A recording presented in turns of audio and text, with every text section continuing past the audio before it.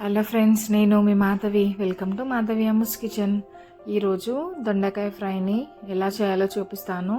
ఈ కర్రీ రైస్లో కానీ రోటీలో కానీ చాలా చాలా టేస్టీగా ఉంటుంది.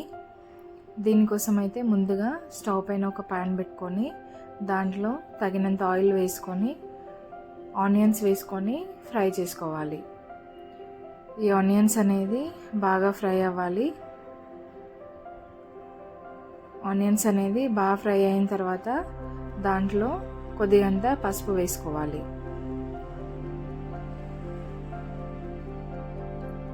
ఇప్పుడు పసుపు వేసుకొని ఒకసారి కలుపుకొని దాని తర్వాత దొండకాయ ముక్కలు వేసుకొని ఫ్రై చేసుకోవాలి.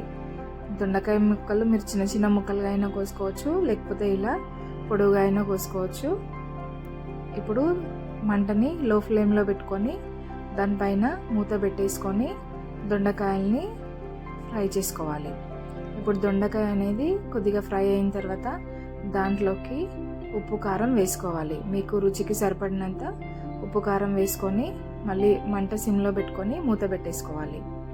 ఇప్పుడు ఒక 15 నిమిషాలకి దొండకాయ అనేది బాగా ఉడికిపోతుంది. అలా ఉడికినప్పుడు దాంట్లో కొద్దిగంత కొబ్బరి పొడి వేసుకొని మంట సిమ్లో పెట్టుకోవాలి. మళ్ళీ ఒకసారి మూత పెట్టేసుకుంటే ఆల్మోస్ట్ మన కర్రీ రెడీ అయిపోయింది. కొత్తిమీర వేసుకొని దించేసుకోవడమే. అంతే అండి, ఎంతో టేస్టీగా ఉండే దొండకాయ ఫ్రై రెడీ అయింది. Thanks for watching this video.